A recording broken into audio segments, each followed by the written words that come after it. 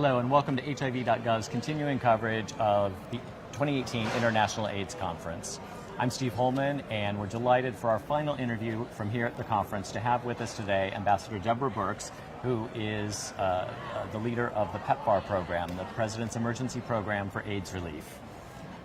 Welcome. We are so appreciative of your being with us today. I know your schedule's super busy, so we're glad to come here to the PEPFAR booth and have a chance to talk with you. Great. Well, good morning and good afternoon, everybody who's watching. So I know you've got long experience working in the field of HIV as a clinician. He means I'm old. No. It's true. An impressive resume that involves experience as a clinician, a researcher, a program leader, a diplomat. I'm wondering if we might, since we're standing next to this beautiful timeline here, though, just go back to the early days. And could you just give some of our viewers who maybe weren't born yet or were too young then, just a thumbnail idea of what it was like in the early days? Yeah, but before PEPFAR started, there was a time when we were losing an entire generation in sub-Saharan Africa. Families, children, mothers, fathers, teachers, doctors, whole communities were dying from HIV/AIDS. It was really years of darkness, loss of hope. I was privileged to work in Africa during this time, starting in 1998, and it was a very unrelenting darkness and death at a time when the continent is normally gloriously happy. So I think when President Bush saw the numbers and heard about the despair and the hopelessness, he really felt like the generosity of the American people could be transformed in a program of light and hope. And I think PEPFAR has really illustrated that in its ability over these 15 years to take what many people said was impossible. Mm-hmm. Many people, when PEPFAR was launched, said you couldn't bring treatment to sub-Saharan Africa. There was less than 50,000 people on treatment and millions were HIV positive. And so it was really a bold move by the American people to say, I trust you with these resources to really make a dramatic change in sub-Saharan Africa, the Caribbean, and Southeast Asia. So it was really a privilege to be part of that program from the beginning and see, when we saw what President Bush said and thought we could do, we were a little bit overwhelmed ourselves because we were starting from a really desperate stage. But people came with us, the science was with us, the communities were with us, and the political leadership was with us. And that's what has transformed the whole sub-Saharan Africa HIV/AIDS pandemic. Well, speaking of that transformation, PEPFAR is celebrating its 15th anniversary this year, and we're delighted to be supporting you in that. This beautiful timeline here has some of the highlights of the program's accomplishment over those years. Why don't we just take a slow walk along here, and you can tell us about a few things that stand out to you as particularly remarkable in terms of changes you've seen over the last 15 years. Well, great. We can start right here with President Bush and the State of the Union in January 2003, where he announced the establishment of the President's Emergency Plan for AIDS Relief. A generosity of the American people of a degree that had never been comprehended before, a $15 billion commitment to really stem the tide of death and despair in sub-Saharan Africa. Coming along with us, and it's what's so exciting about the blue, which illustrates political commitment, and the green, which illustrates the scientific achievements that allowed us to make the bold move forward against this pandemic.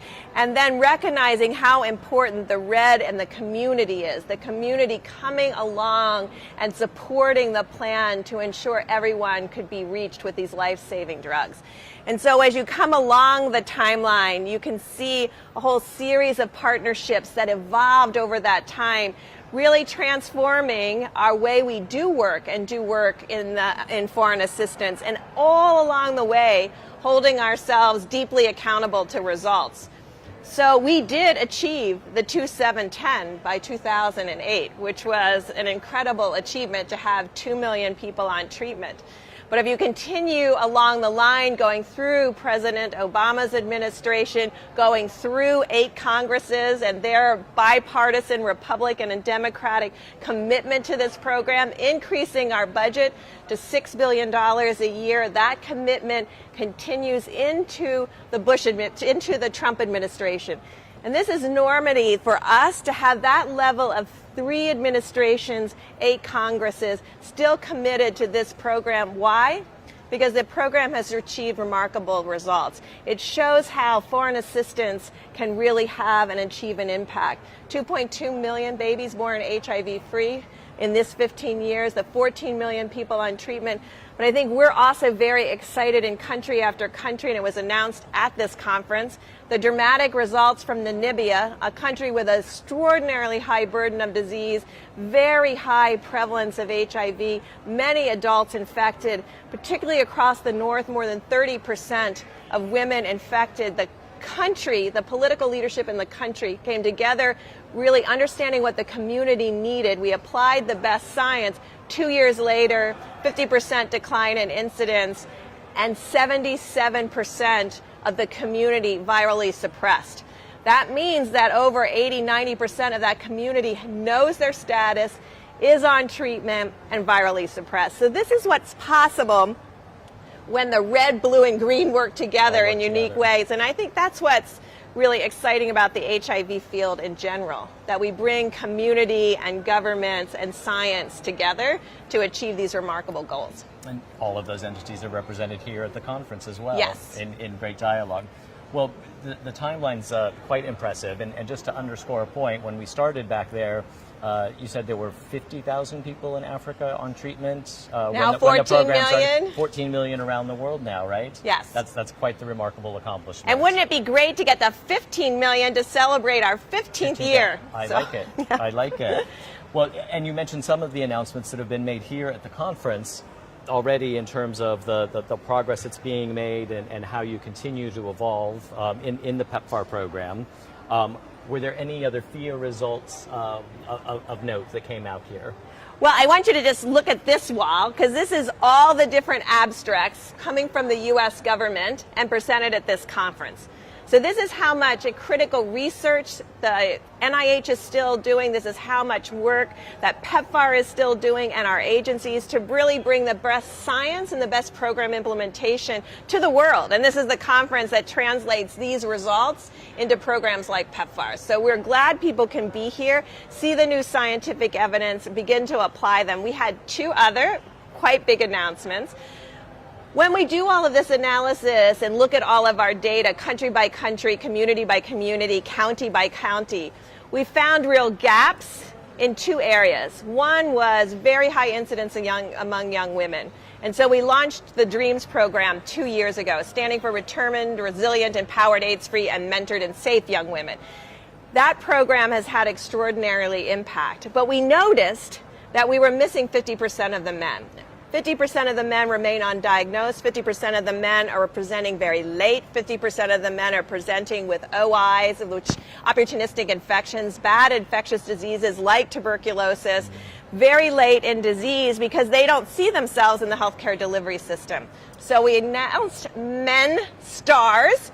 It's a coalition bringing together Sir Elton John and his foundation, the Dukes of Sussex, and a coalition of partners to really bring the best marketing analysis of what men want and need. We've made some progress with some innovations about weekend hours and night hours and men's corners in clinics where they come into a clinic and they see other men rather than pregnant women and small children, so they're excited about that. But I think this will take us the next new level of engagement with men.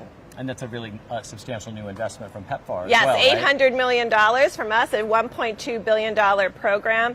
And then our third big announcement was our continued commitment to key populations. If you look all around at this week, we really could see that key populations everywhere had the lowest diagnosis and treatment rates. And I think we're committed to move our $100 million of the Key Population Investment Fund really into indigenous organizations in the field to really have that kind of impact that you see historically with women and girls and the activities we've had there. So that's $100 million plus our additional $260 million a year, $360 million this year, really invested in bringing services to the communities in a peer-led outreach way. That's impressive and exciting. We're excited. That's great. Well, with 15,000 folks here at the conference, researchers, policymakers, people from affected communities, people living with HIV, advocates, there's just been tons of energy here. Some of it right here in this area from time to time. As you begin to think about leaving the conference in a couple of days, do you leave more excited than when you arrived, or how are you feeling at the end of the conference? I think we leave really energized about the leadership that results in critical impact. So bringing together governments, communities, and science like we talked about in Namibia. We also released the results from Côte d'Ivoire and Cameroon, where less than 50% of the adults know their status. So at one hand, you have 90% of everyone in the country knowing their HIV status and knowing that that's the gateway to effective prevention and treatment programs. And on the other side, you have less than 50%. And I think that's really a wake-up call to all of us. That is not necessarily solely a resource issue. That is really a policy issue. And what West and Central Africa has that East and Southern Africa, for all their achievements, don't have is formal and informal fees in the healthcare delivery system. That is an extraordinary barrier to the most vulnerable, to the most poor, those most at risk for HIV. So essentially, we have pushed them away and outside of the healthcare system. So we're working very hard now with those ministries and with those countries and with those presidents to change those policies so that our U.S. taxpayer dollars can be more impactful. And we're able to see with the results from Namibia and yes. elsewhere what's possible. Yes. So that's also very encouraging for the folks in other countries and the folks who are working on this research as they see that getting put into the field and into practice. Exactly. Well, thank you so much for taking time to talk with us. Thank you. And congratulations on the fantastic announcements this week. Great. Thank you very much. And that concludes our coverage from AIDS 2018. We thank all of our viewers for following us. If you missed any of the other interviews from here, take a look on our Facebook page where you'll find the rest of them, and you can learn more by taking a look also at the HIV.gov blog. Thank you for joining us, and stay tuned next week for more new developments from HIV.gov. Thank you.